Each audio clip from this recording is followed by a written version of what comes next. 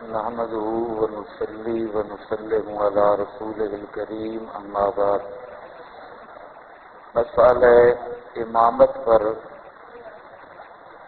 جو بقیہ حصہ ہے اس پر نشان لگا لو کہ آج وقت بچا یا کل صبح آخر میں وہ پورا کریں گے.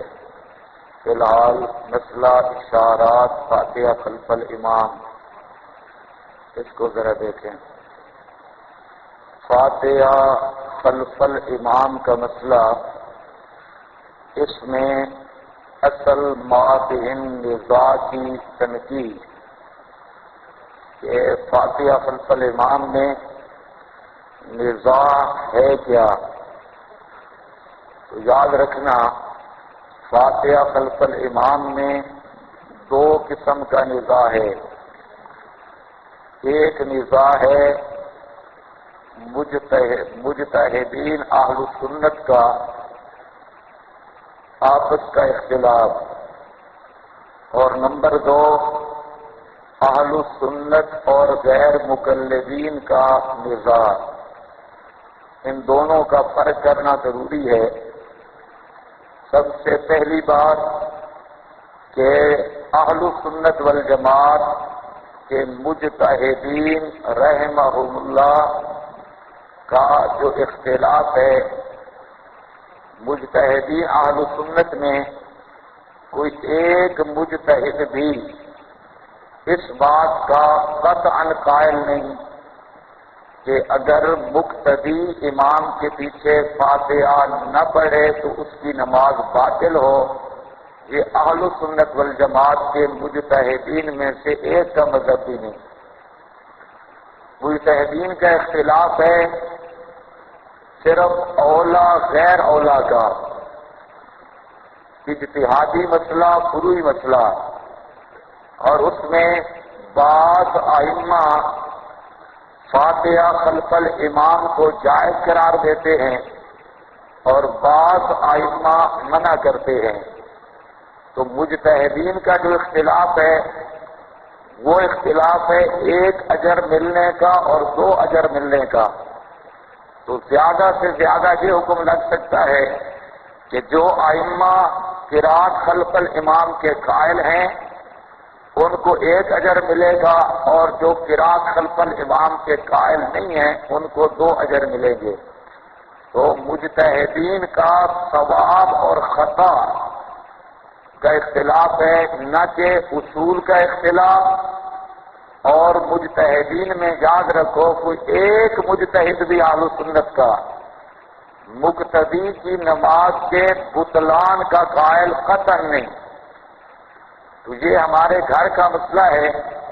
عام طور پہ غیر مقلدین سے گفتگو میں ساتھی تجاوز کرتے ہیں اور اس غلو کا مذہبی نقصان ہوتا ہے.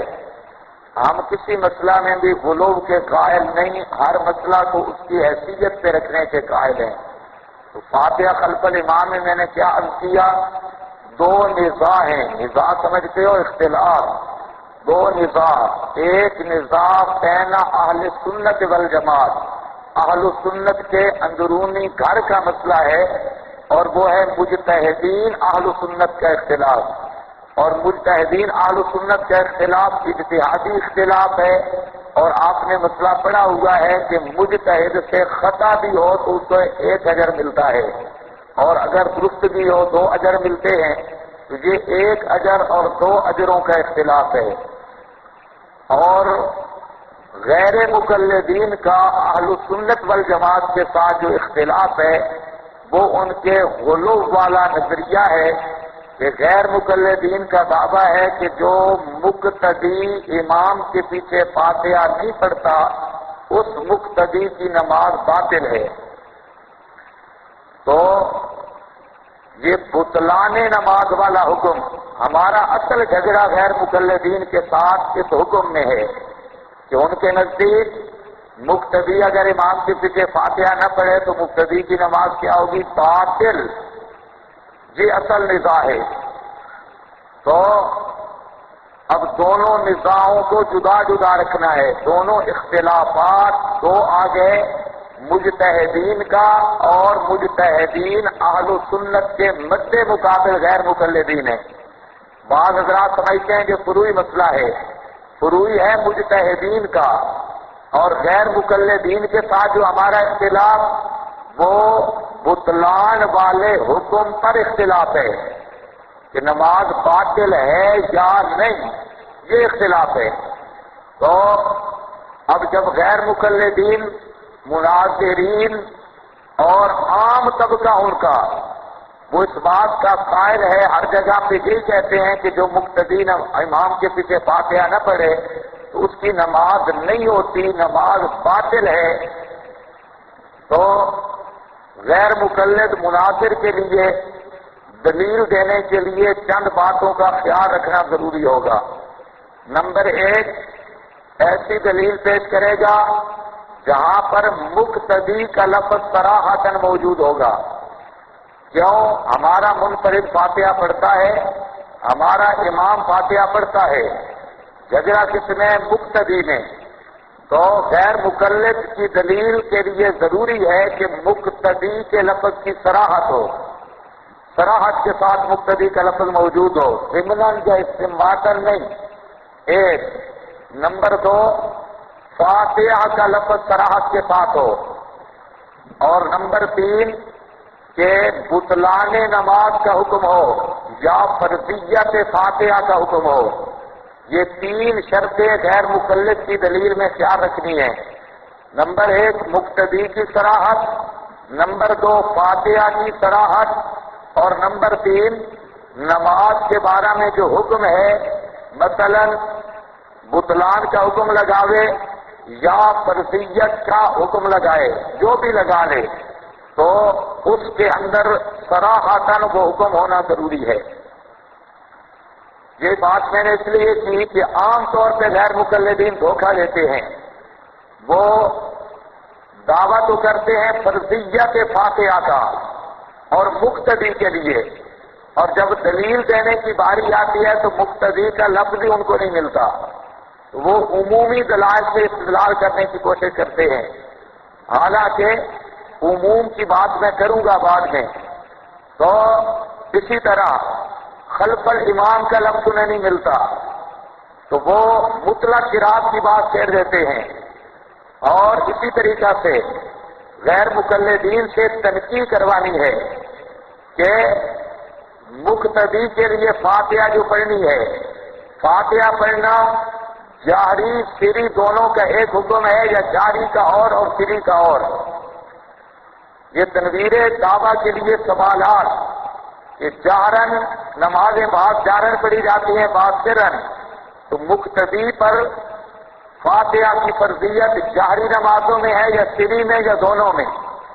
ایک۔ نمبر دو، ما زاد علی الفاتحہ کا کیا حکم ہے؟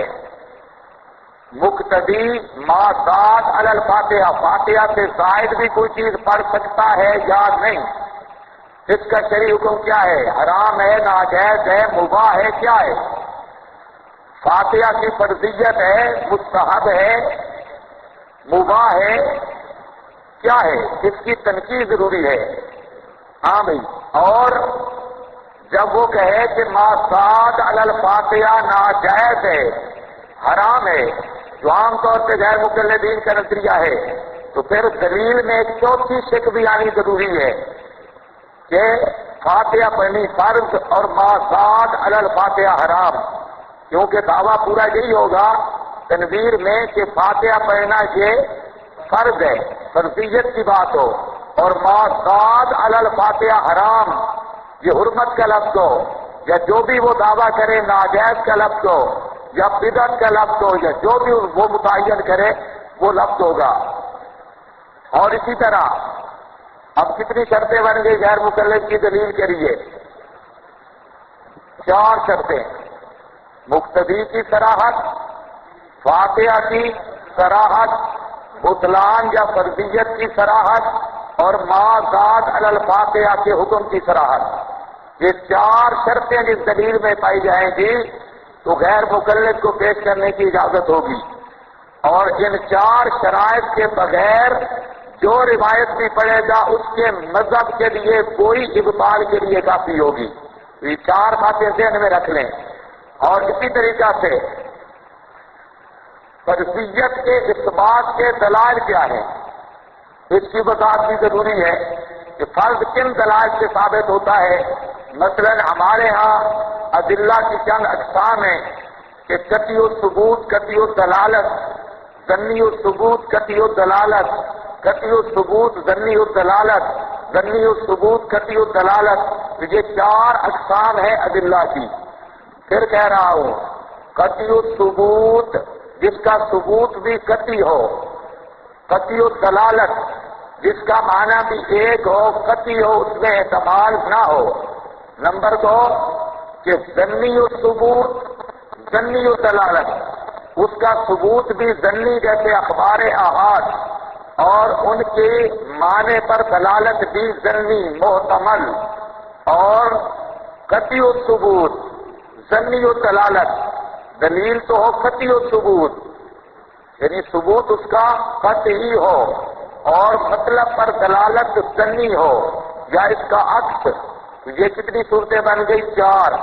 غیر مکلف سے وضاحت کروانا ضروری ہے کہ آپ جو اس کو فرض کہہ رہے ہیں تو آپ کے ہاں اس بات فرضیت کا معیار کیا ہے. جو بھی معیار بیان کرے تو اس پر ادلہ شرعیہ جو وہ سمجھتا ہے. مثلا ہمارے ہاں ادلہ شرعیہ 4 ہیں، اس کے ہاں شرعی ادلہ 2 ہیں، کتاب اللہ اور سنت. اس سے وضاحت طلب کرنا ضروری ہے. کتاب اللہ سے اور سنت سے کس چیز کی فرضیت کس چیز سے ثابت ہوتی ہے. اس بات فرضیت کی دلیل کون سی ہوگی؟ اس کو بھی اطیع اللہ و اطیع الرسول کی کسوٹی پر پیش کرنا ہوگا. کچھ سمجھ آئی یہ بات؟ اور اگر اہل سنت کا مناظر ہوشیار ہو تو میرا خیال ہے کبھی پوری زندگی میں بھی فاتحہ خلف امام سے مناظرہ نہیں ہو سکتا. پتہ نہیں آپ کو میری بات سمجھ بھی آئی کہ نہیں. اگر تنقید صحیح ہو جائے تو تنقید کے اندر ہی غیر مقلد کی خبریں ختم ہو جائیں گی. تو پھر میں عرض کر رہا ہوں اجمالی طور پہ ترتیب کے ساتھ سنو. نزاع 2 قسم پر ہے. ایک نزاع ائمہ مجتہدین کا. ائمہ مجتہدین کا نزاع حقیقی نہیں ہے، اصولی نہیں ہے، فروعی ہے. اور پڑھنے نہ پڑھنے پر 1 اجر ملنے یا 2 اجر ملنے کا نزاع ہے. اور ائمہ میں سے کوئی امام بھی اس کا قائل نہیں کہ مقتدی فاتحہ نہ پڑھے تو مقتدی کی نماز نہیں ہوتی، باطل ہونے کا فتویٰ لگاتا ہو. بالکل نہیں. اور یہ بات ثابت کرنی ہمارے ذمہ ہے کہ 4 امام اہل سنت کے وہ اس بات سے متفق ہے کہ اگر مقتدی امام کے پیچھے فاتحہ نہ پڑھے اس کی نماز باطل نہیں. عدم بطلان پر اہل سنت کا کوئی نزاع نہیں ہے. یہ اب جب کہ غیر مقلدین کے ساتھ ہمارا اختلاف نفس فاتحہ میں نہیں. میں بار بار اس لیے عرض کر رہا ہوں جب فاتحہ پر مناظرہ ہوتا ہے تو بات چھڑ جاتی ہے نفس فاتحہ پڑھنے نہ پڑھنے کی. تو یہ اہل سنت کے مناظر کی انتہائی بزدلی ہے اور انتہائی ناکامی ہے کہ اصل جو جھگڑا ہے اس کو چھوڑ کے وہ بات شروع کر دیتا ہے فاتحہ پڑھنی ہے یا نہیں. پڑھنے نہ پڑھنے کا اختلاف ائمہ مجتہدین کا ہے. غیر مقلدین کے ساتھ اصل اختلاف کیا ہے کہ فاتحہ کے بغیر مقتدی کی نماز ہوتی ہے یا نہیں. تو سمجھ آ رہی ہے بات؟ اصل جھگڑا کیا ہے؟ نماز ہوتی ہے یا بس اس بات پہ. اگر وہ کہتے ہوتی ہے جھگڑے ہی کوئی نہیں ہے، نزاع ہی نہیں، مناظرہ ختم. کوئی 3 گھنٹے 4 گھنٹے 5 گھنٹے 6 گھنٹے لگانے کی ضرورت ہی نہیں. تو اصل جھگڑا سمجھو. اصل جھگڑا کیا ہے کہ نماز ہوتی ہے یا نہیں. تو اس کے اب وہ دعویٰ اس سے کیا لکھوانا ہے جو عوام کو بیان کرتے ہیں، حالانکہ ان کے بھی بڑے تسلیم کر گئے نماز ہو جاتی ہے. لیکن عوام کے اندر انہوں نے کیا مسئلہ چلایا کہ نماز نہیں ہوتی، نماز باطل ہے. اور ہر جگہ پہ یہ چیلنج بازی کرتے ہیں تو آپ کا مناظرے کا معیار اور مرکزی محور اور مدار ہوگا نماز کا بطلان اور عدم بطلان. ہمارا جھگڑا بھی ہوگا نماز کے بطلان اور عدم بطلان کا.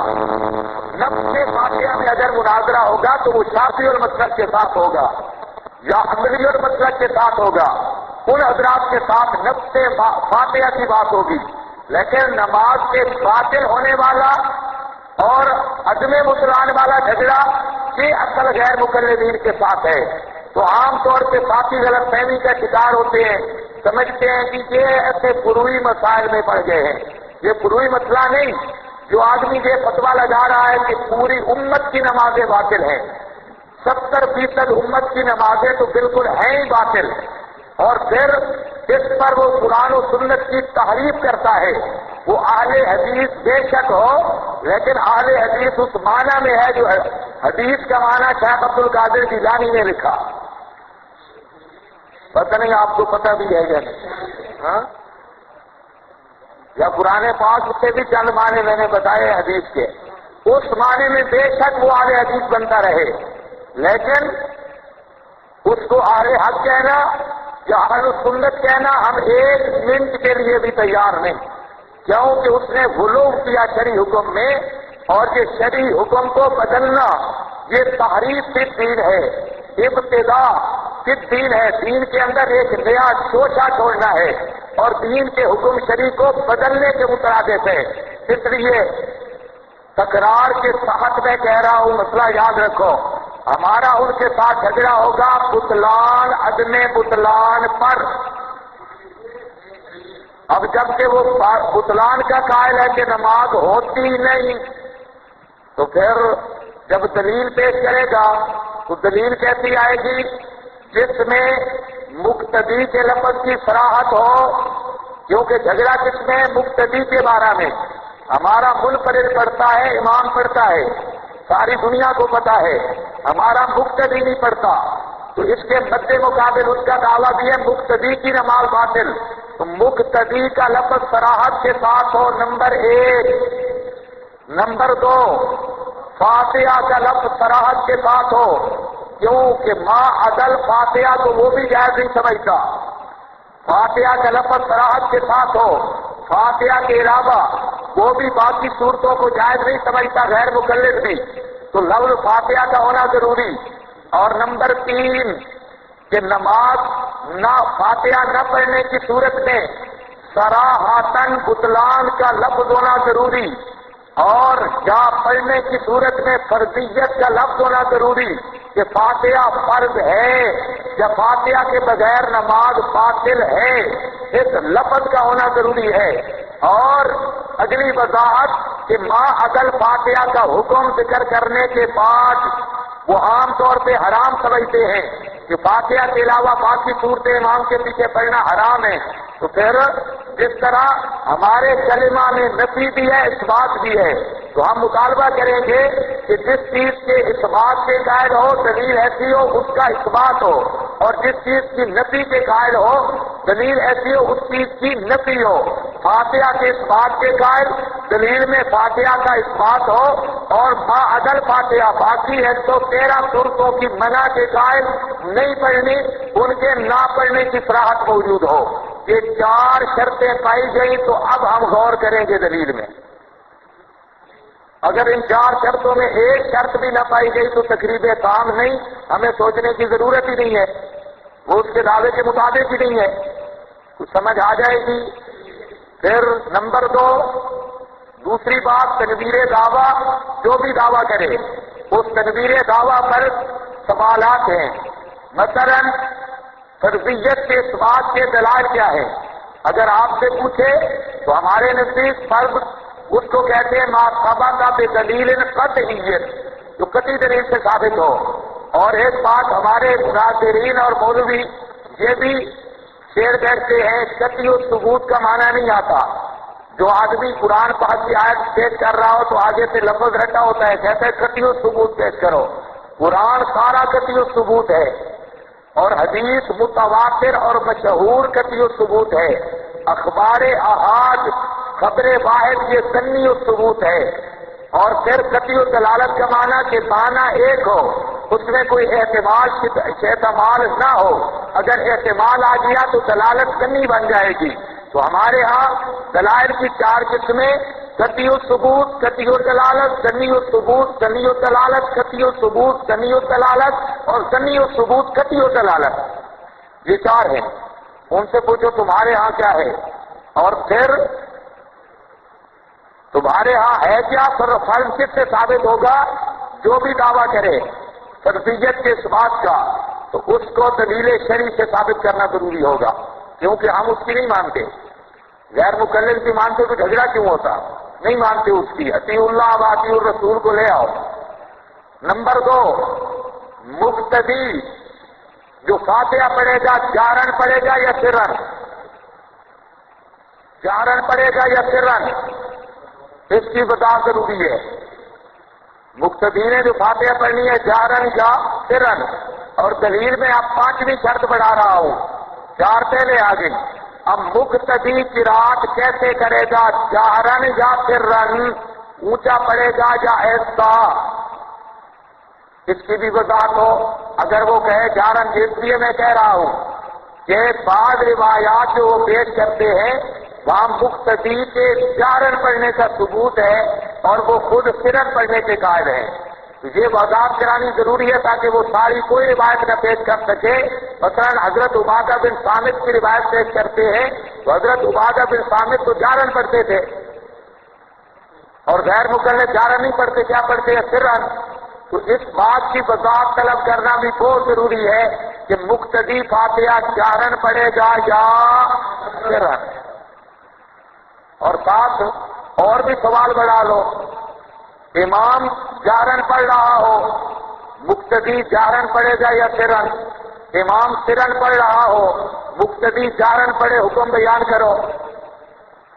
امام جارن پڑھ رہا ہو، مقتدی بھی جارن پڑھ رہا ہو، اس کا بھی حکم بیان کرو۔ امام سرن پڑھے، مقتدی سرن پڑھے، حکم بیان کرو۔ امام جارن پڑھے، مقتدی سرن پڑھے، حکم بیان کرو۔ اور حکم پر دلیل بھی ہے جی اطیع اللہ و اطیع الرسول۔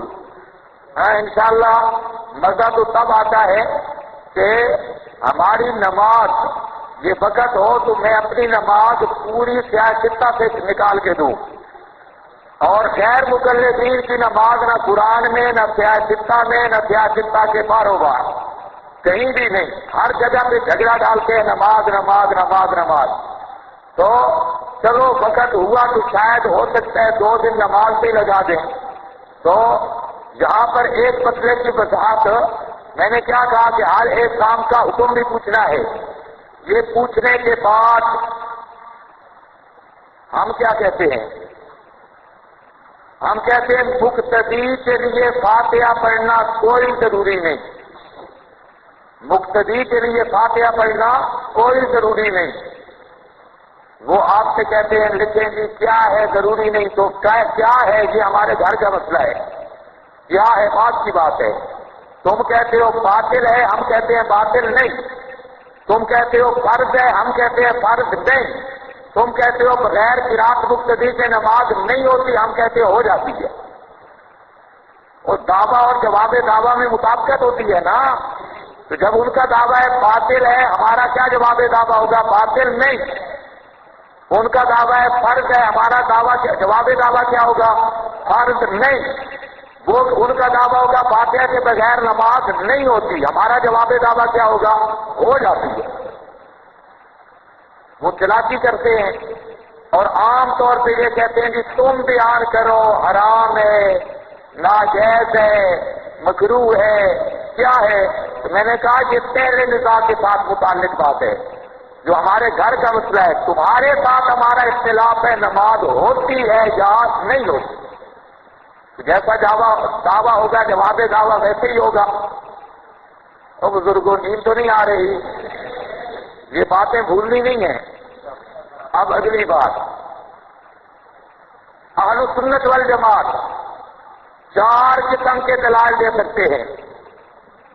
جواب دعویٰ تو سمجھ آ گیا نا؟ کتنے قسم کے؟ نمبر 1 لکھ لو، نمبر 1 جن میں مقتدی کے لیے وجوب انصات کا حکم ہو، وجوب انصات، چپ رہنے کا، وجوب انصات کا حکم ہو، چپ رہنے کا حکم ہو، نمبر 1۔ نمبر 2، ایسے دلائل جن میں قراءت خلف الامام کی کراہت یا نفی ہو۔ نمبر 3، جن میں امام کی قراءت مقتدی کے لیے، امام کی قراءت کا مقتدی کے لیے کفایت کا بیان ہو، کفایت کا بیان ہو۔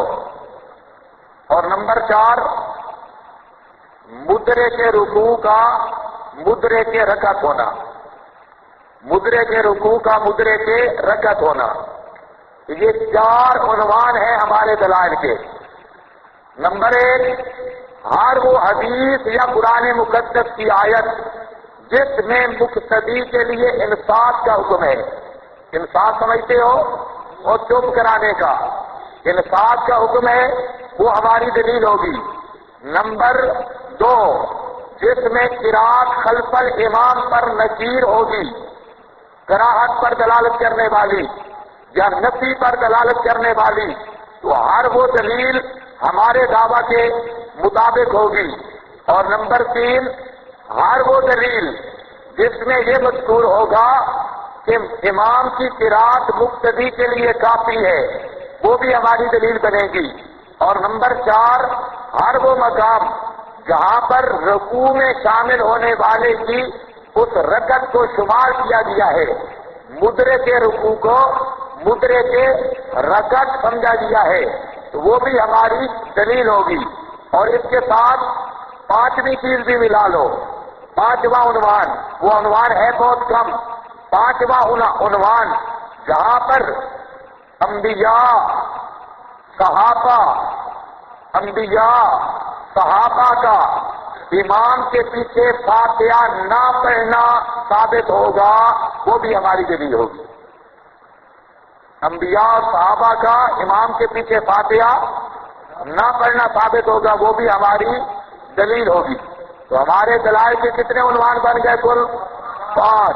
یہ 5 عنوانات کے ساتھ جتنی حدیثیں آئیں گی وہ اہل سنت کی دلیلیں ہیں، بالخصوص احناف کی۔ کچھ سمجھ بھی آئی ہے یا نہیں آئی؟ بس یہ تھوڑی سی تمہید تھی۔ اب اس پر باقی مسائل کی طرح اس پر الحمدللہ ہمارے پاس اللہ کی کتاب بھی ہے، اور کتاب اللہ کا معنی نبی پاک علیہ السلام کے صحابہ سے، اور غیر مقلدین کا دامن کتاب اللہ سے خالی۔ ہر میدان میں آپ دیکھیں گے، شروع شعبان سے اب تک دیکھتے آئے اور آئندہ 25 رمضان تک دیکھیں گے، ہمارے جتنے مد مقابل ہیں قرآن سے خالی ہے۔ باقی سب کچھ پیش کرتے ہیں لیکن قرآن ان کے ساتھ نہیں ہے۔ اب ذرا خیال کرنا ہے، میں دلائل شروع کر رہا ہوں، یہ 5 عنوان، ان کے ساتھ ان 5 عنوانوں کو ذہن میں رکھ لو، میرے جتنے دلائل ہوں گے ان 5 عنوانوں کے ساتھ ہی ہوں گے۔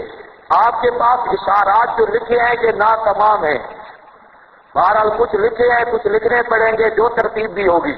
تو یہ صرف چند اور 8 لکھے ہیں اور پوری تقریر میں کر دیتا ہوں۔ طریقہ وہی ہے کہ جو چیزیں لکھ سکتے ہیں ساتھی جلدی وہ لکھ لیں، باقی کم از کم کتابوں کے صفحہ نمبر جلدیں لکھ لیں، جس کو ذوق ہوگا بعد میں نکال لے گا، لیکن فارغ کوئی ساتھی نہ بیٹھے، کیونکہ فارغ بیٹھنے والے کے گردن پہ شیطان سوار ہو جاتا ہے۔ ہاں،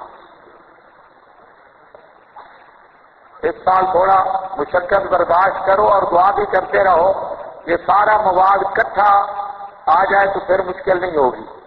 لیکن اس سال تو میرا ارادہ نہیں تھا یہ مسائل پڑھانے کا، کچھ اور مسائل پڑھانے تھے، لیکن پھر یہ آ گئے تو اس لیے اس کا کام مکمل نہیں ہو سکا۔ باتیں مکمل ہوں گی چاہے آپ کے اوراق پر کام مکمل ہو یا نہ مکمل ہو۔ اب بات سمجھو، سب سے پہلے دلیل کیا ہے؟ کتاب اللہ۔ آیت ذرا نکالو، اچھا، اس سے پہلے تمہید ہے. تمہید کا عنوان یہ ہے آداب قرآن. آداب قرآن، قرآن پاک کے آداب کیا ہے؟ تو آداب قرآن میں سے ایک ادب قرآن کا جو قرآن نے بیان کیا ہے وہ یہ ہے کہ جب ایک قرآن پڑھے تو دوسرا خاموشی سے سنے. آداب قرآن میں سے ایک ادب قرآنی یہ ہے کہ جب ایک قرآن پڑھے تو دوسرا خاموشی کے ساتھ سنے. جس طرح پڑھنے والے کو ثواب ہے اسی طرح سننے والے کو بھی ثواب ہے. یہ عمومی ادب ہے اور قرآن مقدس نے اس فعل پر مزہ بھی کی ہے اور اس فعل پر نبی پاک صلی اللہ علیہ وسلم نے ثواب کا ترتب بھی ذکر کیا ہے. اور خلاصہ آداب قرآنیہ میں سے ایک ادب جو ہمارے اس مقام کے مناسب ہے وہ یہ ہے کہ قرآن کا مزاج یہ ہے جب قرآن پڑھا جائے تو قرآن کو ایک پڑھے اور دوسرے سنے. یہ اس پر چند ایک چیزیں دیکھ لو. یہ سورہ قیامہ نکالیں، آیت نمبر 16 اور صفحہ نمبر 748. جلدی ذرا. یہ لا تحرک بہ لسانک لتعجل بہ. لا تحرک بہ لسانک، نہ حرکت دو اپنی زبان کو قرآن کے ساتھ تاکہ جلدی کرو تم ساتھ اس کے. اِنَّ عَلَيْنَا جَمْعَهُ وَقُرْآنَهُ. ہمارا اس مقام پر طرز استدلال کیا ہے؟ اللہ رب العزت فرماتے ہیں میرے پیغمبر جب جبریل پڑھ رہا ہو تو لا تحرک بہ لسانک، آپ اپنی زبان کو حرکت بھی نہ دیں. جب جبریل پڑھ رہا ہو تو لا تحرک بہ لسانک، آپ اپنی زبان کو حرکت بھی مت دو. اور اس کا معنی ابن عباس نے بخاری شریف میں کیا انصت. لا تحرک بہ لسانک کا کیا معنی کیا ہے؟ انصت. اب انصت کا معنی بھی سمجھ لو. انصات تب ہوگا کہ زبان کو حرکت نہ دی جائے گی. یہ بخاری میں موجود ہے اسی آیت کے ساتھ کہ لا تحرک بہ لسانک، اپنی زبان کو حرکت مت دو، یعنی زبان سے نہ پڑھو. جب سرن آدمی پڑھے تب بھی زبان کو حرکت آتی ہے، جارن پڑھے تب بھی زبان کو حرکت آتی ہے. اللہ پاک فرما رہے ہیں میرے پیغمبر زبان کو حرکت نہیں دینی، حرکت نہیں دینی. اور حرکت نہ دینا عدم تحرک کے لسان یہ شامل ہے. جہرن بھی نہیں پڑھنا، سرن بھی، سمجھو بات، جہرن بھی نہیں پڑھنا، سرن بھی نہیں پڑھنا. اور اس جہرن اور سرن نہ پڑھنے کا نام حضرت عبداللہ ابن عباس رضی اللہ تعالی عنہ انصات قرار دیتے ہیں کہ اس کا معنی ہے انصت للقرآن، قرآن پاک کے لیے خاموش ہو جا. سمجھو بات، یہ آگے پھر کام آئے گی. ادب تجھے بتا رہا ہوں کہ جبریل پڑھے، آپ کو پڑھنے کی ساتھ ساتھ اجازت نہیں ہے. معلوم ہوتا ہے قرآن پاک کا ادب ہے اگر جبریل بھی قاری ہو تو نبی پاک صلی اللہ علیہ وسلم جیسے قاری کو بھی ساتھ پڑھنے کی اجازت نہیں ہے. ایک بات درمیان سے جو بات میں نے عرض کی وہ کیا ہے؟ لا تحرک بہ لسانک کی تعبیر ہے انصت للقرآن. کیا تعبیر ہے؟ انصت للقرآن. تو اب انصات میں کتنی کیا چیز آئے گی؟ عدم تحرک کے لسان، کہ زبان کو حرکت نہیں دینی، خیال کرنا ہے. تو یہ انصات کا لفظ جہرن پڑھنے کے بھی خلاف اور سرن پڑھنے کے بھی خلاف. جہاں زبان کو حرکت آئے گی وہ انصات کے خلاف ہوگا. یہ اچھی طرح ذہن میں رکھ لو. فستا میں اولا اوبان سے اوپر میں ذکر کروں گا وہاں جو وہ ڈنڈیاں مارتے ہیں. تو ہم ابن عباس کے حوالہ بخاری شریف سے میں پیش کر رہا ہوں، کتاب التفسیر میں بھی دیکھ لینا اسی مقام پر لسانہ کا. تو یہ ایک ادب قرآن پاک کا. اس کو اگر تھوڑا سا خروج عن المبحث تو ہوگا کیونکہ میں آداب قرآنی بیان کر رہا ہوں، لیکن ساتھ ایک فائدہ ذہن میں رکھ لو کہ جبریل نے 5 نمازیں آپ کو پڑھائی ہے ایک دن اور 5 نمازیں پڑھائی ہے دوسرے دن. یہ پتہ ہے آپ کو؟ بخاری میں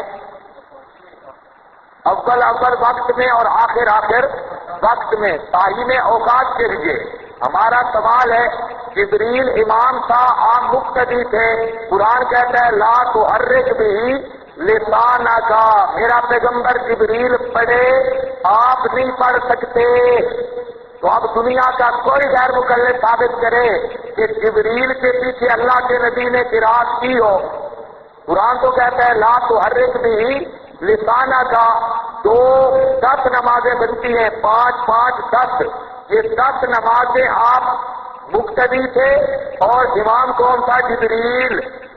تو سمجھ رہے ہو، آپ مقتدی تھے اور امام کون تھا؟ جبریل۔ اور ساتھ قرآنی حکم موجود ہے، لا تحرک بھی لسانک، میرے پیغمبر جبریل پڑھے، تمہیں پڑھنے کی اجازت نہیں ہے۔ ہمارے پاس صاف نص موجود ہے، دنیا کا کوئی غیر مکلف ان 10 نمازوں میں کوئی ایک روایت پیش کر دے کہ اللہ کے محبوب نے جبریل کے پیچھے پڑھا ہو، ہم کہتے ہیں قرآن کہتا ہے جبریل پڑھے، آپ پڑھ سکتے نہیں۔ یہ 10 نمازیں ہو گئی یا نہیں ہوئی؟ 2 معصوموں کی، سمجھ رہیے، 2 معصوموں کی۔ تو جس نماز پر 2 معصوموں کے دستخط ہوں، کوئی سمجھ نہیں آ رہی۔ حنفی تو وہ ہیں جن کی نماز سے 2 معصوموں کے دستخط ہیں، جبریل کے بھی، نبی پاک صلی اللہ علیہ وسلم کے بھی۔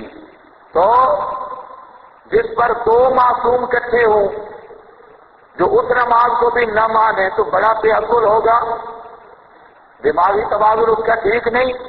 چلو بہرحال میں عرض کیا کر رہا تھا، آداب قرآنی۔ یہ اب آ جاؤ جی، یہ سورۃ القیامہ میں سمجھ آ گیا قرآن کا ادب، جبریل پڑھے تو خاموش رہنا، یہی محمود ہے بلکہ حکم ہے۔ اور اسی طرح یہ آپ کے پاس سورۃ طٰہٰ آیت نمبر 114 صفحہ نمبر 476، وَلَا تَعْجَلْ بِالْقُرْآنِ مِنْ قَبْلِ أَنْ يُقْضَىٰ إِلَيْكَ وَحْيُهُ، لا تعجل بالقرآن، نہ جلدی فرماؤ میرے محبوب قرآن کے ساتھ، من قبل ان یقضی الیک وحیہ، پہلے حصے کے وحی پوری ہو جائے۔ اب وہاں پر لا تحرک بھی لسانک اور جہاں پر لا تعجل بالقرآن، دونوں آیتوں کو ملا کے دیکھ لینا۔ یہ آیت کا مزاج بھی یہی مسئلہ بتا رہا ہے کہ ایک پڑھے تو دوسرے کو کیا رہنا ہے؟ خاموش۔ جبریل قاری ہو، امام الانبیاء جیسے قاری کو بھی ساتھ پڑھنے کی اجازت نہیں ہے۔ لا تعجل بالقرآن، کچھ سمجھ آئیے بات؟ تو ہمارا عنوان کیا ہے؟ قرآن پاک کا مزاج اور ادب یہ ہے، جب ایک پڑھے تو دوسرے نے خاموش رہنا ہے، ساتھ پڑھنے کی اجازت نہیں ہے۔ یہ 2 مقام۔ اور تیسرا مقام نکالو سورہ احقاف، واقعہ جنات ہے سورہ احقاف میں، اس صرفنا الیک نفر من الجن، کیا لفظ آ رہا ہے؟ یستمعون القرآن، وہاں پر اللہ پاک نے جنات کی مدح کی ہے۔ یستمعون القرآن، قاری پڑھ رہا تھا، یستمعون القرآن، انہوں نے قرآن پاک کو توجہ کے ساتھ سنا، اس پر اللہ پاک نے ان کی مدح کی ہے، اور اس استماع للقرآن کی وجہ سے انہیں ایمان کی نعمت بھی مل گئی۔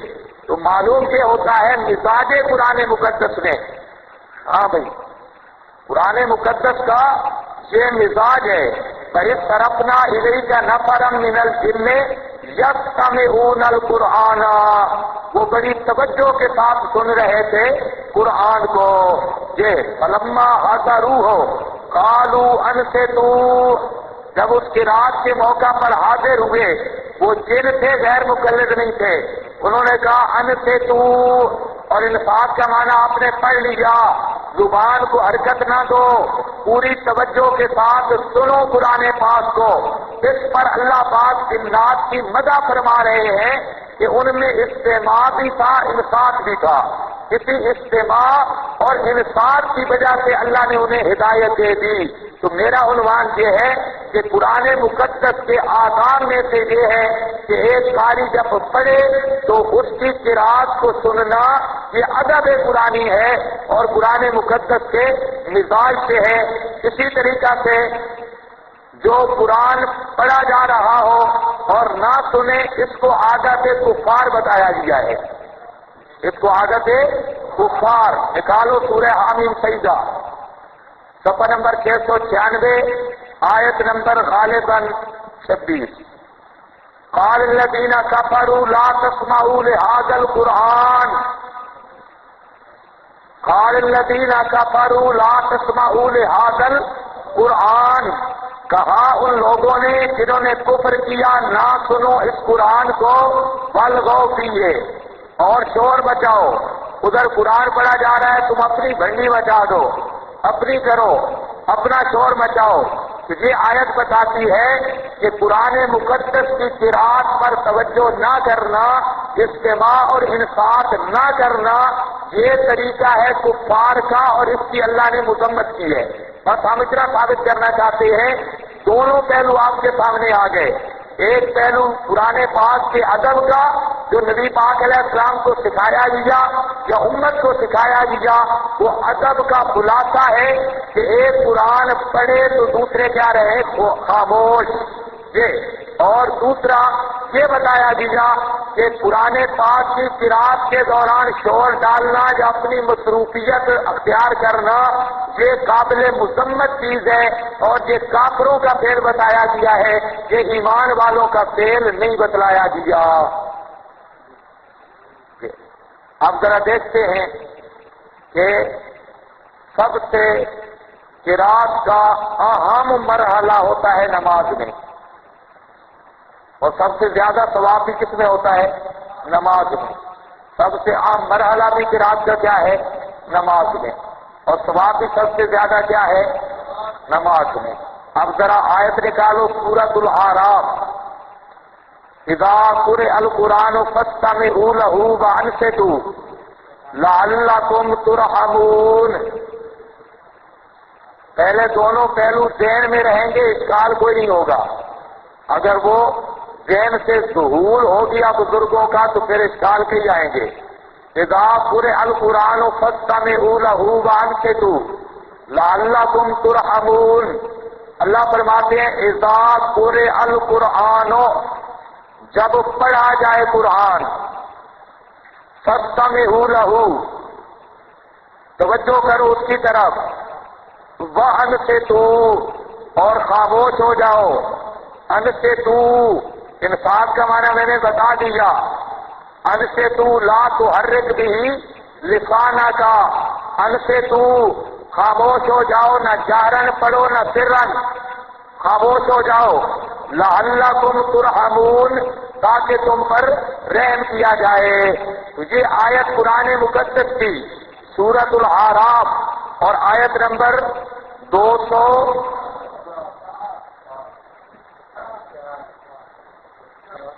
ایتوں میں تو اختلاف نہ کرو،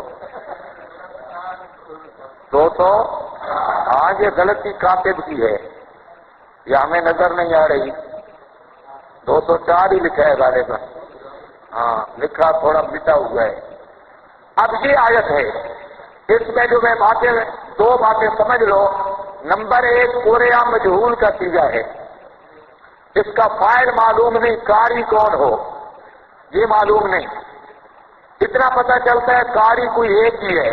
اذا قرئ القرآن، دو باتیں ہے، قاری مجہول، کیونکہ یہ مجہول کا صیغہ ہے، اور مجہول کا جو فاعل ہوتا ہے اور فعل مجہول کا فاعل نہ معلوم ہوتا ہے نا، فعل مجہول کہتے اسی لیے ہیں۔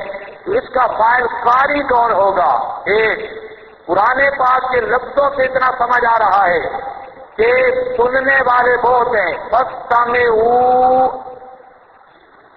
جمع ہے، انصتوا جمع ہے، لیکن ابہام کس چیز میں پیدا ہوا؟ ابہام یہ ہے کہ قاری کون ہوگا، قاری میں ابہام آ گیا۔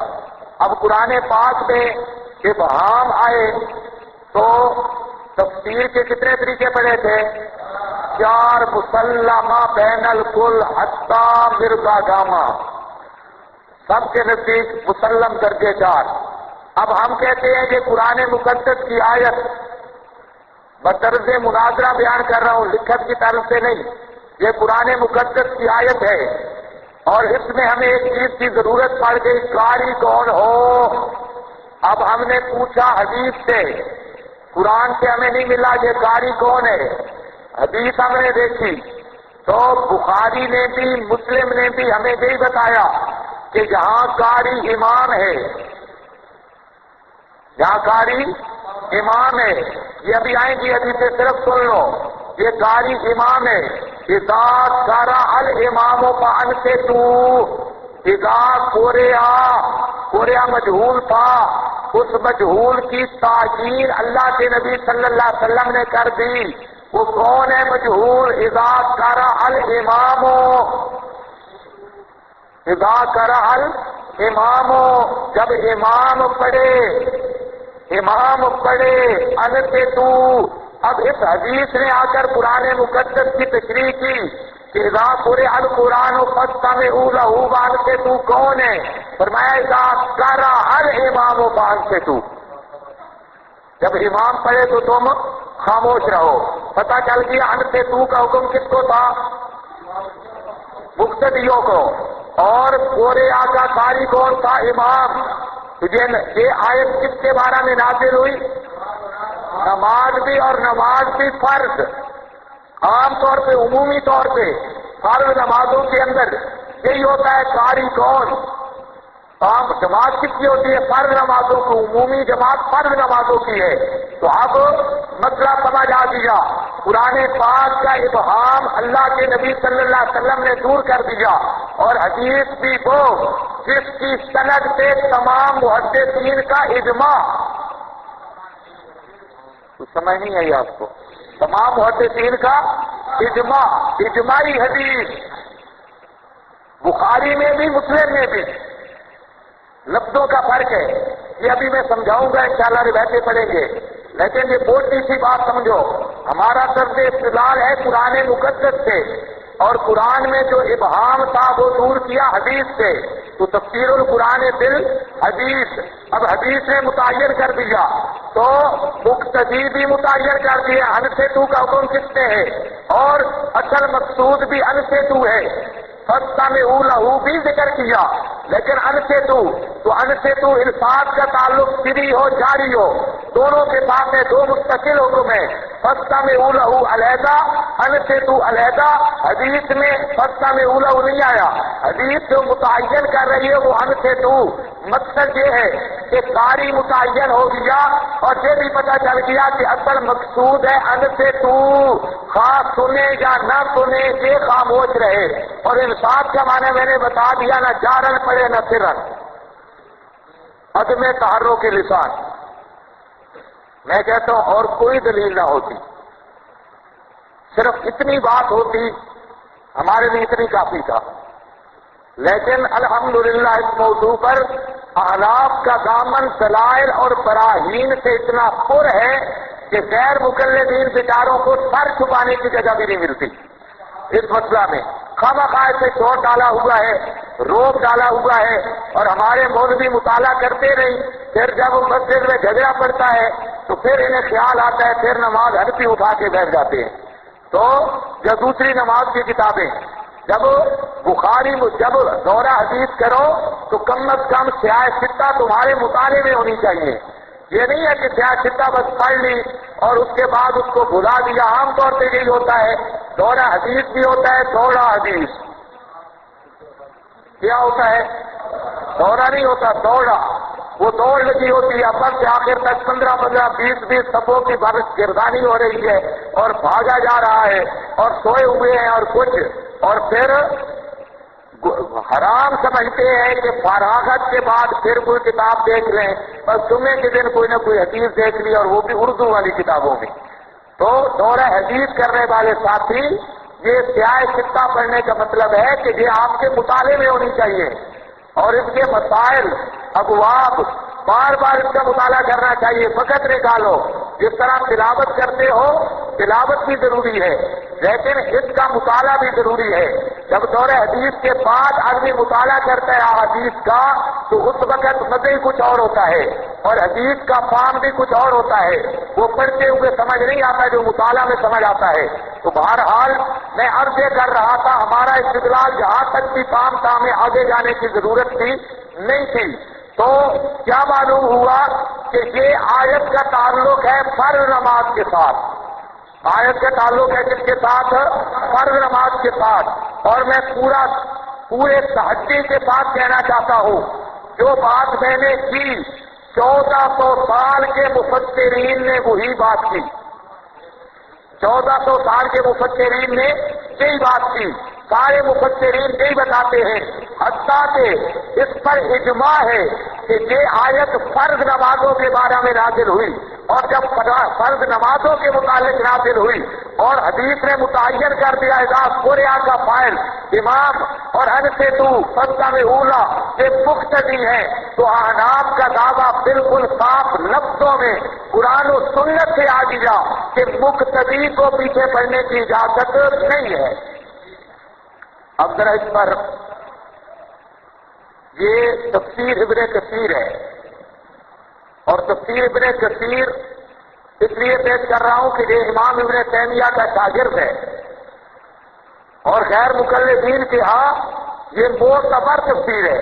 ابن کثیر بھی ابن جریر بھی، ابن جریر کے بارے میں نذیر حسین دہلوی نے لکھا شیخ الکل بالکل الکل بالکل، نذیر حسین دہلوی ان کی کتاب ہے معیار حق، معیار حق کا حوالہ بھی میں نے آپ کو مسئلہ تقریر میں لکھا دیا تھا۔ وہ تفسیر ابن جریر کو معتبر تفسیر سمجھتا ہے، اور یہ تفسیر ابن کثیر غیر مقلدین نے اس کے ترجمے شائع کیے اور اس کو عوام میں پھیلا رہے ہیں، اور اس پر وہ پورا اعتماد کرتے ہیں ابن کثیر پر، اور یہ حنفی نہیں، یہ شافعی المسلک مفسر ہے، اور پھر بھی یہ ہمارا مسلکی یعنی امام ابو حنیفہ رحمہ اللہ کا مقلد نہیں کہ اس سے کوئی الزام ہو کہ مذہبی تعصب تھا۔ یہ ابن کثیر یہ مسلم مفسر ہے اور جس پر غیر مقلدین اور اہل سنت کا اتفاق ہے۔ البتہ بعض بریلوی اس پر اعتراض کرتے ہیں کہ وہابی تھا یا فلاں تھا، لیکن اہل حدیث اور اہل سنت کا اس بات سے اتفاق ہے کہ یہ بندہ تفسیر قرآن پاک کے معاملہ میں معتبر ہے۔ یہ تفسیر ابن کثیر ہے اور جلد اس کی 3 ہے لیکن یہ بیروتی ہے، اور صفحہ یہ 485 ہے۔ اب حصے میں یہی بات پیش کرنا چاہتا ہوں کہ تفسیر قرآن چونکہ قرآن پاک کی آیت پڑھی ہے اور آیت کے لیے کسی کی اپنی بات نہیں چلتی، تفسیر پیش کرنی پڑے گی، تو یہ 485 صفحہ، اس میں اذا قرئ القرآن فاستمعوا له وانصتوا لعلکم ترحمون، یہ اس پر کہتا ہے ابن کثیر۔ اچھا جی،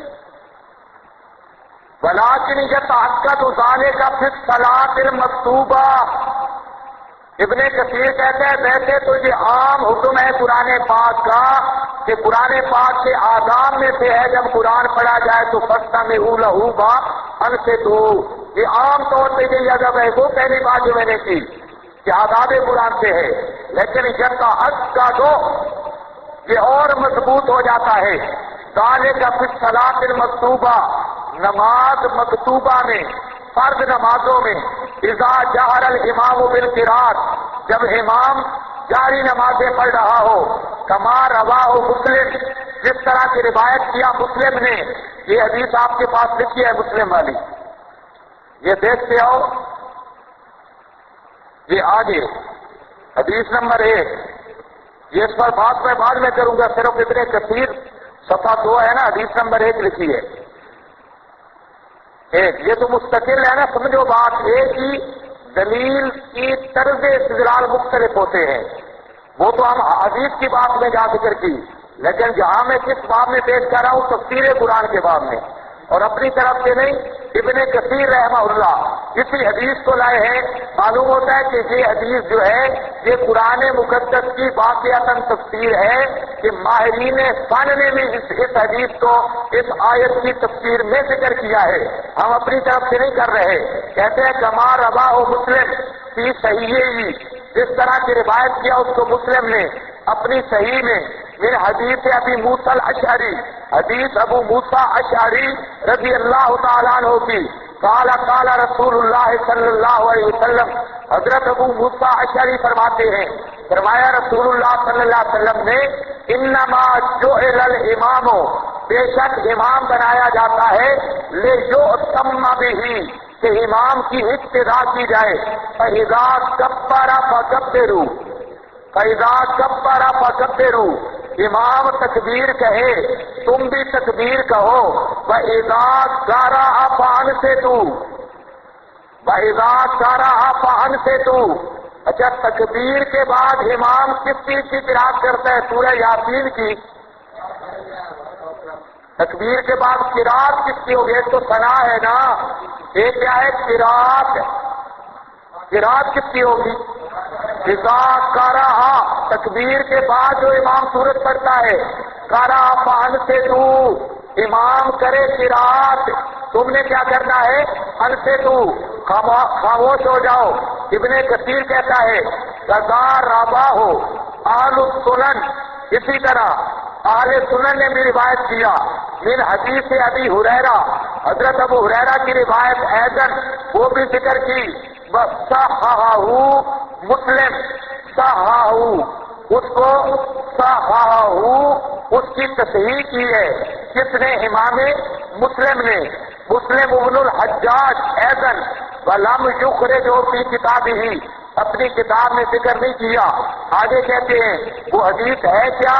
وہ انشاءاللہ آئے گی نسائی کے حوالے سے آپ کے کاغذوں میں بھی، وہاں پر بھی بالکل اسی طرح آ رہا ہے اذا قرأ الامام فانصتوا، وہاں یہ لفظ ہے.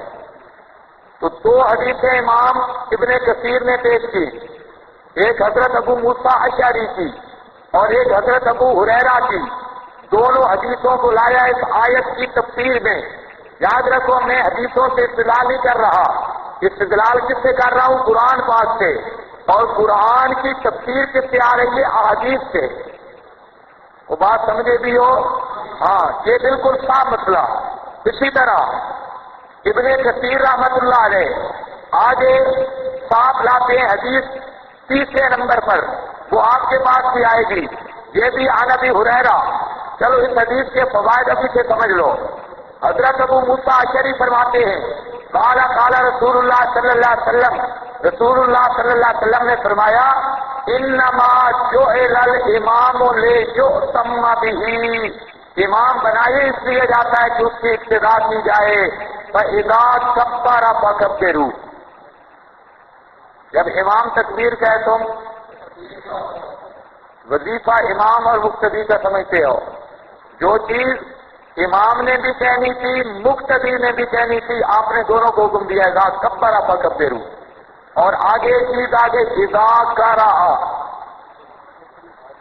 اب کیوں فرق آ گیا؟ اذا قرأ فا کہنا کیا کہ اذا قرأ فقرأوا، اذا قرأ فقرأوا نہیں آیا. اذا قرأ انصتوا، تو معلوم ہوتا ہے قاری بھی مل گیا مقتدی بھی مل گئے، دونوں کا وظیفہ بھی مل گیا.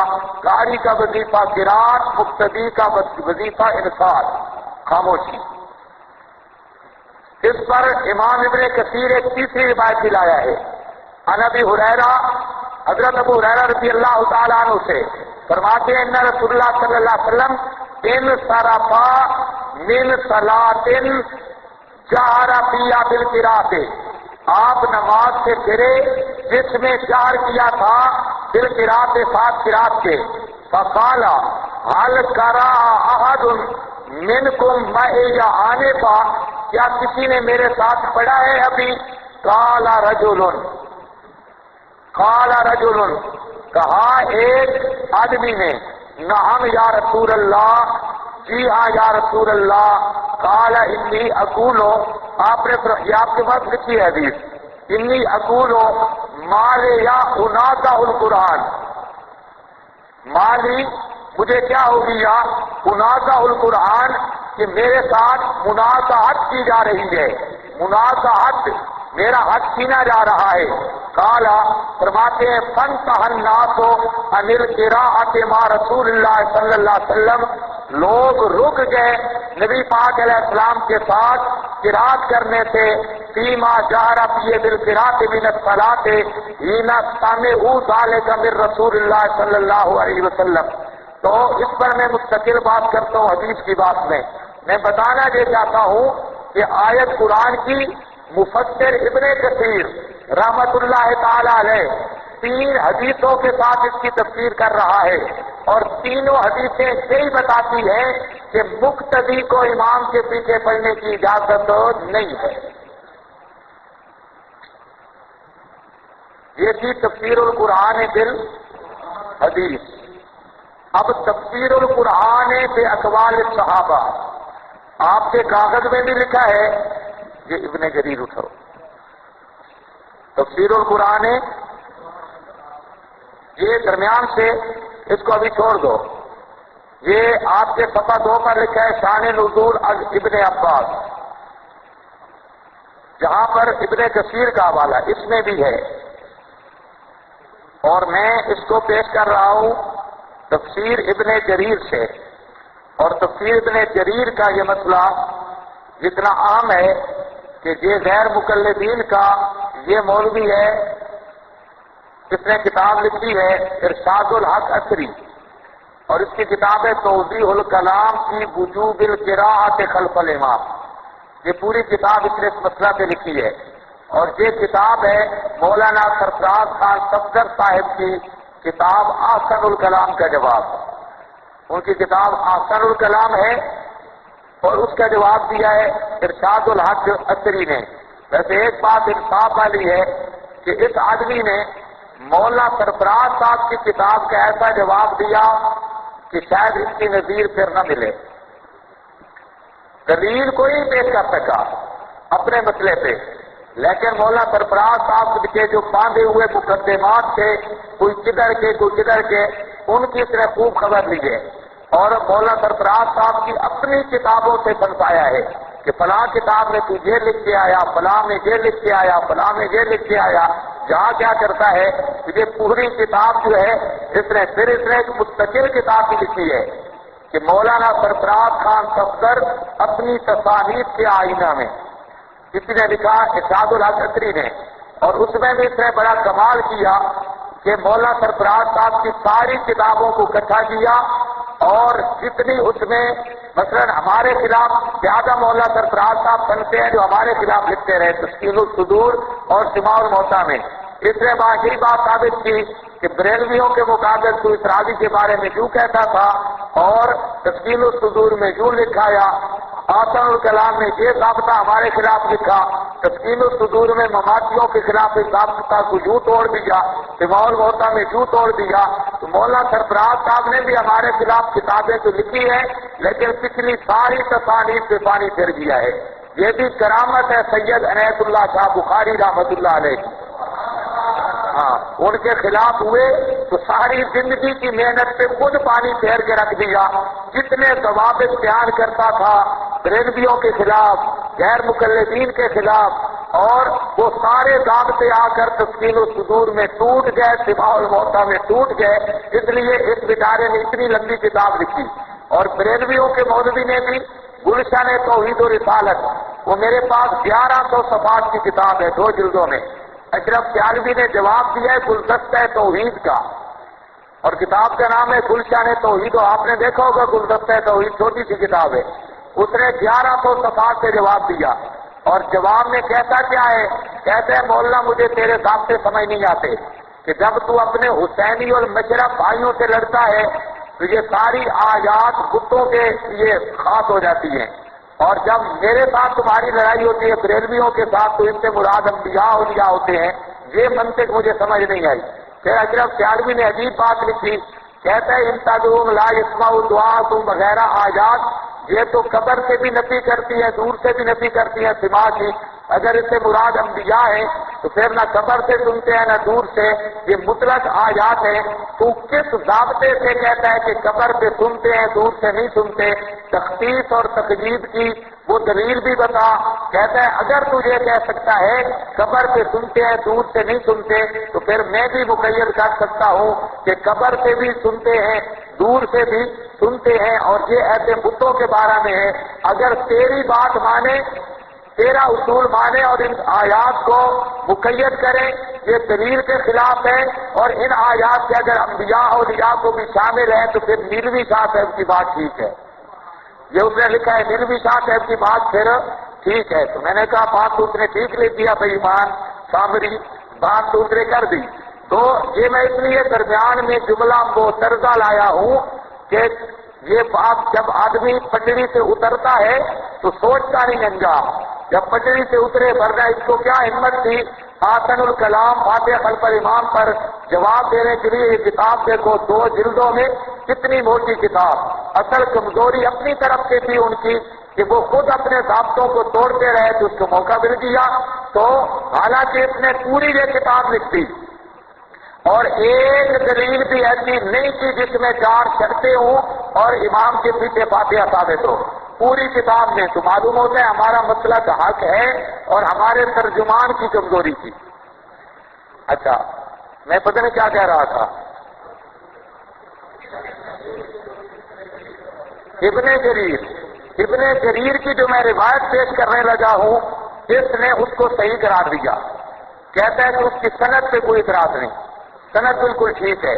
یہ پنڈی والا مناظرہ جو ہوا تھا حضرت نعمانی صاحب رحمۃ اللہ علیہ اور طالب الرحمان کا فاتحہ خلف الامام پر، ان کا جو مناظرہ تھا جس میں حضرت قاضی عصمت اللہ صاحب رحمۃ اللہ علیہ بھی تھے، وہ ویڈیو بھی ملتا ہے۔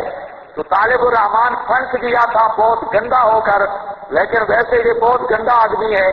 اس نے خواہ ایک ڈرامہ لگا لیا محاربی راوی پر اعتراض کرنے کے لیے، اور اسے پتا تھا کہ اب وہ کتاب نہیں ملے گی۔ اس نے ایک محاربی پہ اعتراض کیا تو حضرت نعمانی صاحب رحمۃ اللہ علیہ یہ کہتے تھے چلو اس کا فیصلہ بعد میں کریں گے، وہ کتاب فی الحال نہیں ہے۔ اس نے کہا نہیں، مناظرہ جہاں ختم کرتے ہیں پھر دوبارہ مناظرہ رکھیں گے اور وہ کتاب لے کے آئیں گے۔ جان چھڑانا مقصد تھا مناظرے سے، پھر دوبارہ رکھا گیا تو لڑائی ہو گئی، تو غیر مقلدین نے لڑائی کی۔ تو مطلب یہ ہے کہ یہ وہ روایت ہے جو غیر مقلدین کے لیے ہضم کرنا بڑا مشکل ہے۔ یہ توضیح الکلام والا متعصب ہے، مناظر ہے، مد مقابل ہے، لیکن پھر بھی اس روایت کو صحیح ماننے پہ مجبور ہوا ہے، اور وہ یہ ہے ابن جریر کی حضرت عبداللہ ابن مسعود رضی اللہ تعالی عنہ کی اسی آیت کے ساتھ۔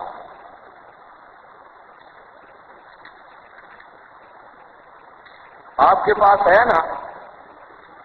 نہیں لکھی؟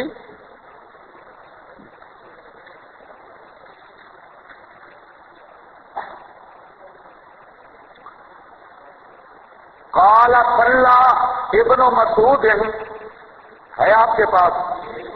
صلی ابن مسعود فسمع ناسا یقرؤون مع الامام۔ حضرت عبداللہ ابن مسعود نے نماز پڑھائی، فسمع ناسا کچھ لوگوں سے سنا، یقرؤون مع الامام، وہ امام کے ساتھ پڑھ رہے تھے۔ فلما انصرف، جب حضرت عبداللہ ابن مسعود پھرے، قال اما آن لکم ان تفہموا، یہ تفہموا لفظ ہے، اما آن لکم ان تفقہوا بھی ہے، ان تفہموا بھی ہے۔ اما آن لکم ان تعقلوا، پرانے نسخوں میں ہے اما آن لکم ان تفہموا، اور میرے پاس جو نسخہ ہے اس میں ہے ان تفقہوا۔ آپ کے پاس کیا لکھا ہے؟ دونوں ٹھیک ہیں۔ کیا ابھی تک وہ وقت نہیں آیا کہ تم سمجھو؟ اما آن لکم نہیں آیا وہ وقت تمہارے لیے ان تعقلوا کہ تم عقل کرو۔ تعقلوا، کب عقل کرو گے، کب سمجھو گے؟ اذا قرئ القرآن فاستمعوا له وانصتوا كما امركم اللہ۔ اذا قرئ القرآن فاستمعوا له وانصتوا، اذا کما امرکم اللہ، جب قرآن پڑھا جائے تم امام کے پیچھے خاموش رہا کرو، کما ہمارا تم، جس طرح اللہ نے تمہیں حکم دیا، کما ہمارا تم، جس طرح اللہ نے تمہیں حکم دیا۔ اور اللہ نے حکم کیا دیا؟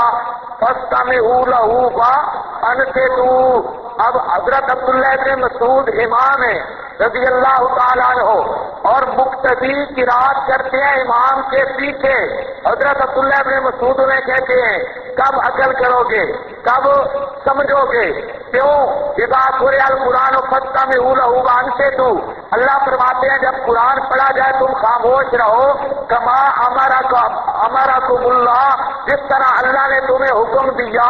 حضرت عبداللہ ابن مسعود بتانا چاہتے ہیں کہ اللہ پاک نے قرآن مقدس میں یہ حکم دیا ہے جب امام پڑھے تو مقتدی کو پیچھے پڑھنے کی اجازت نہیں۔ کچھ سمجھ آئی یہ بات؟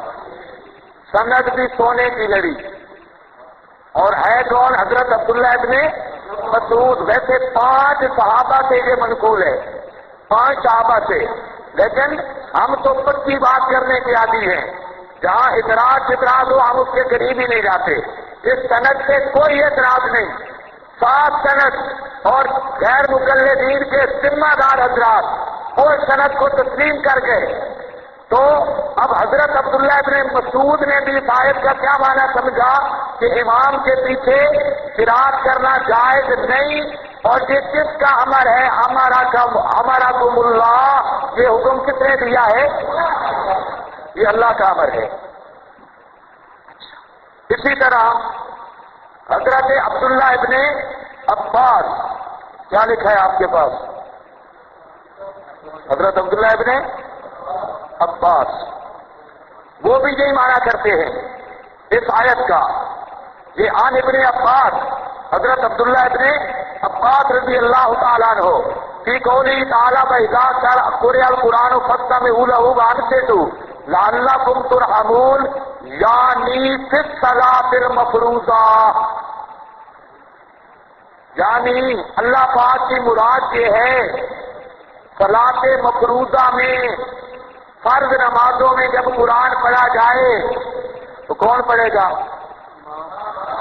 تو اللہ فرماتے ہیں اذا قرئ القرآن فاستمعوا له وانصتوا۔ یہ اب صاف ہو، یہ کتاب القراءۃ للبہقی، آپ کے پاس جو حوالہ لکھا ہے کتاب القراءۃ للبہقی، امام بہقی رحمہ اللہ کی کتاب القراءۃ ہے۔ اور اسی طرح آپ کے پاس اور لکھا ہے تفسیر حضرت مجاہد کی تفسیر، یہ بھی بالکل صحیح سند کا اثر۔ یہ میرے پاس تفسیر ابن جریر ہے، اور آپ کے پاس غالباً وہ بھی کتاب القراءۃ کا حوالہ ہے۔ اب کتاب القراءۃ میں ساتھ نہیں لایا تو بات ایک ہی ہے، جہاں تفسیر ابن جریر میں وہی مجاہد فرماتے ہیں، حضرت مجاہد۔ یہ مجاہد کون ہے؟ پہلا کافی 2 صحابہ سے میں نے پیش کیا ہے، لیکن اس کے علاوہ بھی صحابہ کرام سے روایات ہیں کتاب القراءۃ للبہقی میں، جو سارے بیان کرتے ہیں کہ اس نماز کا تعلق ہے فرض نماز، اس آیت کا تعلق ہے فرض نمازوں کے ساتھ، اور امام پڑھے گا تو مقتدی خاموش رہے گا۔ یہاں ذرا دیکھو، ان مجاہد، حضرت مجاہد کہتے ہیں وَإِذَا قُرِئَ الْقُرْآنُ فَاسْتَمِعُوا لَهُ وَأَنصِتُوا قَالَ فِي الصَّلَاةِ۔ فرمایا یہ آیت کس میں ہے؟ نماز کے بارے میں۔ یہ حکم کس میں ہے؟ نماز کے بارے میں۔ خیال کرنا ہے، اگلی بات میں پھر بعد میں ذکر کروں گا۔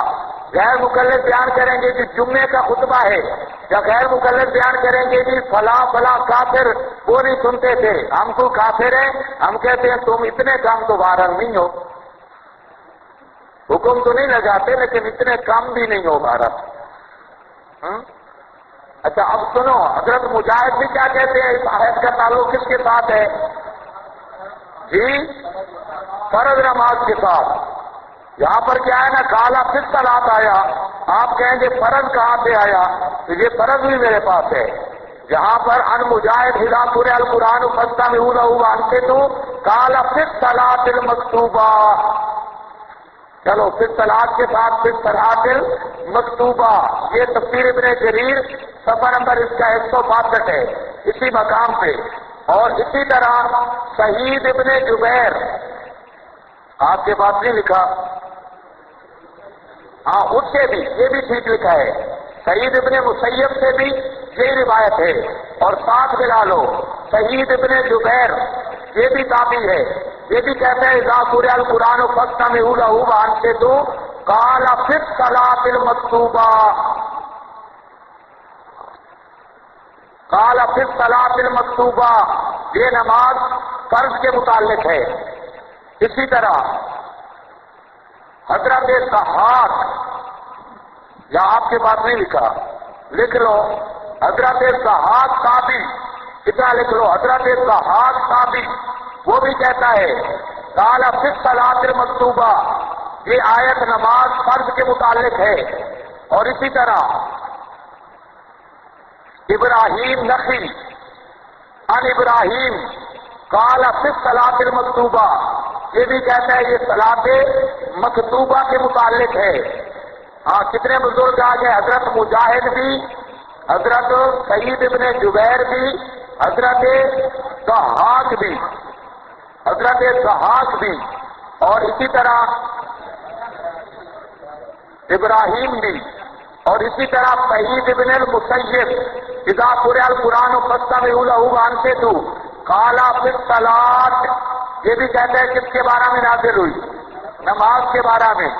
اور اسی طریقہ سے یہ اور بھی جہاں پر تابعین کی تفسیریں متعدد اسانید کے ساتھ آ رہی ہیں، آپ کے پاس دیکھ رہے ہیں اور کون ہے؟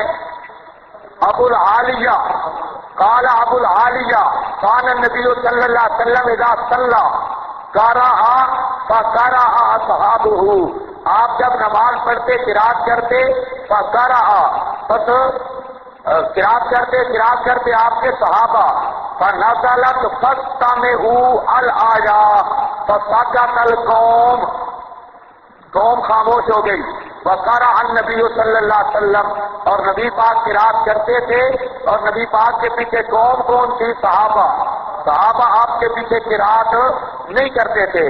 یہ کتاب القرات للبیہقی، امام بیہقی کی کتاب القرات ہے۔ ایک دفعہ غیر مقلد کے ساتھ مناظرہ ہوا تھا ہمارے حضرت مولانا قاضی نور محمد صاحب رحمۃ اللہ علیہ، بہت بڑے عالم تھے اور بہت بڑے ولی اللہ شخص تھے، حضرت مولانا قاضی نور محمد صاحب جو حضرت مولانا قاضی عصمت اللہ صاحب رحمۃ اللہ علیہ کے والد تھے۔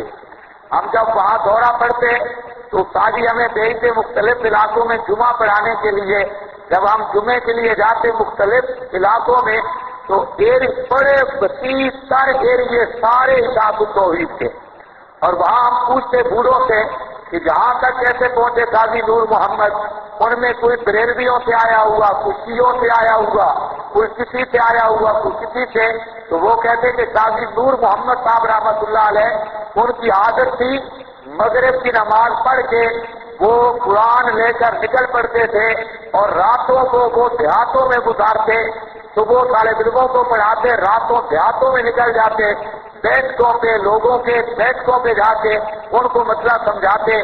تو اس طرح انہوں نے کام کیا اور پورا ایریا اشاعت التوحید کا ہے۔ اللہ کرے آج بھی ایسے آدمی جذبے والے پیدا ہو جائیں جو تاجر نہ ہوں اور مسلک کے دفاع کے لیے کام کرنے والے ہوں۔ تو یہ تو کام کرنے کے ساتھ ہے۔ ہم جتوئی کے علاقہ میں گئے، بہت دور تک کا ایریا ہے، مختلف ایریے، اوپر ملتان سے اوپر وہاں پر کئی ایریے، وہاں پر ہم نے دیکھا کہ کئی علاقے اشاعت التوحید کے بعد دوسرا آدمی کوئی نہیں۔ ہمیں بتایا گیا جہاں ایک بزرگ آئے تھے مولانا محمد زمان صاحب رحمۃ اللہ علیہ، وہ ہمارے حضرت کے شاگرد تھے، تو انہوں نے آ کر ان کا طریقہ کار یہ تھا، ایک علاقہ میں کام کرتے، کچھ عرصہ جب لوگوں کو مسئلہ سمجھ آ گیا اگلے علاقہ میں ٹر گئے، چلے گئے، اس علاقہ میں کام کیا، مسئلہ سمجھ آ گیا اگلے علاقہ میں چلے گئے، پوری زندگی وہ یہاں تلا جنگ سے چلے، اور موت ان کی روہیلا والی ایک جگہ ہے ملتان سے بھی اوپر، وہاں پر ان کی قبر ہے، وہاں پر آخری سطح تھا، تو یہ پیدل چلتے گئے اور مسئلہ سمجھاتے گئے۔ تو بہرحال مسئلے پر محنت ضروری ہے۔ حضرت قاضی نور محمد صاحب رحمہ اللہ کا جب مناظرہ ہوا غیر مکلف سے، تو غیر مکلف کہتا تھا بہتی بہتی، عوام تو نہیں سمجھتے. امام بہقی نے یہ لکھا کتاب القراءت ساتھ لے کے آیا تو حضرت قاضی نور محمد صاحب نے جب کتاب القراءت سے یہ روایتیں نکالی نا صحابہ کی کہ صحابہ تو کہتے ہیں قرآن کا معنی کہ امام کے پیچھے نہیں پڑھنا اور تیری کتاب القراءت میں ہے جو تو بڑی سند لے کے آیا ہے, تو وہاں قلعہ دیگار سنگھ کے بوڑھے اس وقت بھی اب بھی شاید کوئی زندہ ہو, وہ بتاتے تھے جٹوں میں بات مشہور ہو گئی تھی کہ مولوی صاحب کی بیٹی بہ گئی ہے, مولوی صاحب کی بیٹی بہ گئی ہے.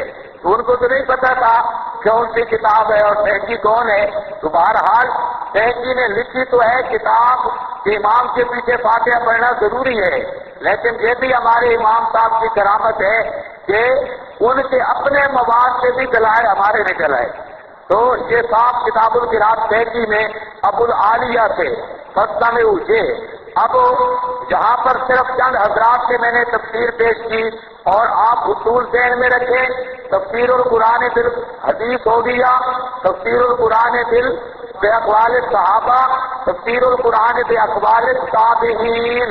ہم اپنے ذمہ داری سے سبق دوش ہو گئے. آخر پہ میں یہ بتانا چاہتا ہوں کہ یہ اس پر اجماع امت ہے. مارو چائے تیار ہوگی. سلام نہیں لکھا بس سلام لکھ دیجیے. اجماع امت سن لو. قال احمد, امام احمد فرماتے ہیں, امام احمد کو جانتے ہو, امام احمد فرماتے ہیں, یہ امام احمد کا حوالہ اس لیے لے آیا کہ اور جہاں آپ کے پاس مغنی ابن قدامہ فتاوی ابن تیمیہ یہ بھی جان بوجھ کے میں لے آیا. اس کی وجہ یہ ہے کہ آج کا غیر مقلد پیسے لینے کے لیے سعودیہ سے رابطہ رکھتا ہے اور سعودیہ والے ابن تیمیہ اور ابن القیم اور امام احمد بن حنبل ان حضرات کو ماننے والے ہیں, حنبلی اور مسلک ہیں. اب امام احمد کی بات سنو. قال احمد, فرمایا امام احمد نے, اجمع الناس والا,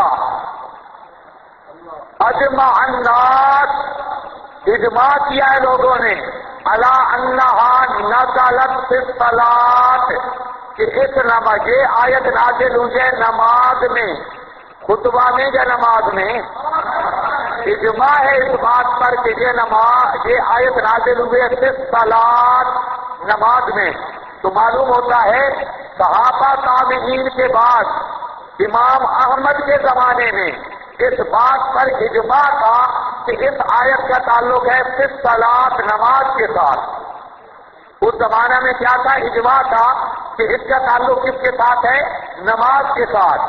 اب ذرا سنو بات, خلاصہ کیا نکلا. قرآن مقدس کی آیت یہ کہتی ہے کہ مقتدی کو امام کے پیچھے پڑھنے کی اجازت نہیں, مقتدی کو امام کے پیچھے پڑھنے کی اجازت نہیں. اور یہ معنی ہم نے پیش کیا حدیث سے, یہ معنی ہم نے پیش کیا صحابہ سے, یہ معنی ہم نے پیش کیا تابعین سے, اور یہ معنی ہم نے پیش کیا امت کے اجماع سے. اب کائنات کا کوئی غیر مقلد صرف ایک آیت قرآن مقدس کی, اور لمبا چوڑا بھی ہمارا مطالبہ نہیں, جس کا معنی صحابی کرے کہ اس آیت کا مطلب یہ ہے کہ مقتدی اگر امام کے پیچھے فاتحہ نہ پڑھے مقتدی کی نماز نہیں ہوتی. صرف ایک صحابی سے ایک آیت دنیا کا کوئی غیر مقلد پیش کر دے, لیکن یاد رکھو سارے اگلے پچھلے حج میں وہ تھوڑا سا حکم کا منظر بھی پیش کر لے, ایسی کوئی آیت نہیں جس کا صحابی یہ مانا کرتا ہو کہ مقتدی امام کے پیچھے فاتحہ نہ پڑھے مقتدی کی نماز نہیں ہوتی. کائنات کی کتب میں 1,00,000 کئی ہزار صحابہ میں سے کسی ایک صحابی سے نہیں مل سکتا, کسی ایک تابعی سے نہیں مل سکتا, کسی ایک تبع تابعی سے نہیں مل سکتا. جس طرح ہم باحیاتیوں کو کہتے ہیں تمہارا معنی خیر القرون میں کہیں بھی نہیں مل سکتا, اسی طرح غیر مقلدین کا یہ معنی بھی خیر القرون میں نہیں مل سکتا. خیر القرون میں قرآن پاک کی اس آیت کا معنی ہے تو وہ ہے جو ہمارے امام نے کیا ہے. تو سمجھ آئیے بات, ایک ہی معنی اور مطلب سما میں بھی ہوئی ہے. جو ہمارے امام نے سمجھا ہے، اور آج بھی شادی اسی پہ ہے، انشاءاللہ آئندہ بھی اسی پہ رہیں گے۔ چلو نماز اپنا چاہے پیش کرو۔